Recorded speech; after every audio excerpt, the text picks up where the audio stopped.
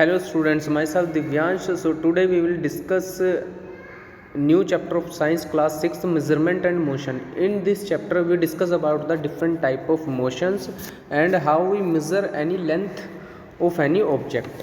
Now first of all we discuss about the temporary type of measuring the length.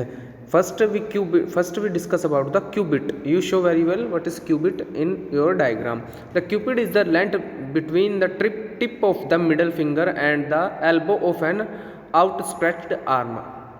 Now we discuss about the hand span. The hand span is the length between the tip of the thumb and the little finger of an outstretched palm. Now we second discuss about the arm span is the length between the outstretched arm. Next we discuss about the foot span is the length between the tip of the big toe and the heel.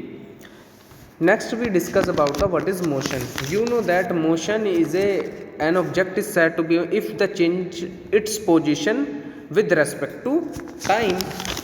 Okay, motion is what? Motion is if any object is said to be in motion, we can say that it's change its position with respect to time.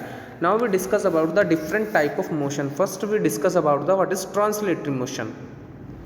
The motion in which the all part of an object move through the same distance in the same time is called translatory motion. Here two type of translatory motion. First is rectilinear motion. What is rectilinear motion?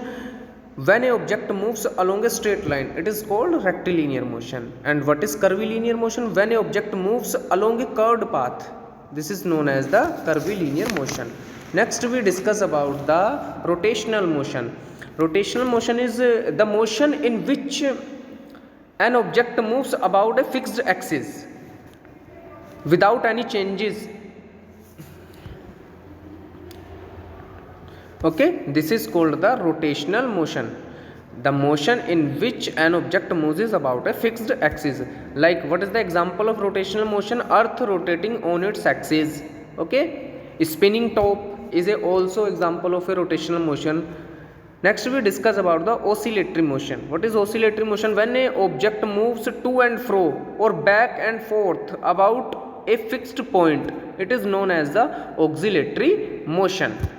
Okay, this is known as the oscillatory motion. The example of oscillatory motion is the pendulum.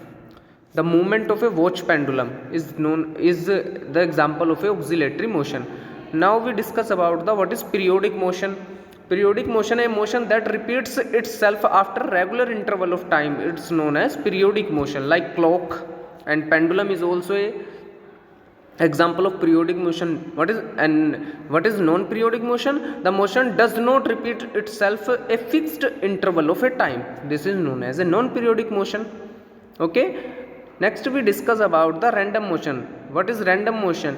A motion is said to be random when the direction and speed of object keeps changing.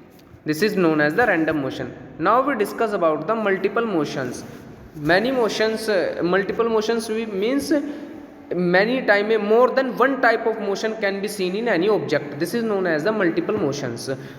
First we discuss about the motion of a bicycle. The wheel of a bicycle shows rotational motion and the whole of bicycle moves a fixed direction. This is known as the translatory motion.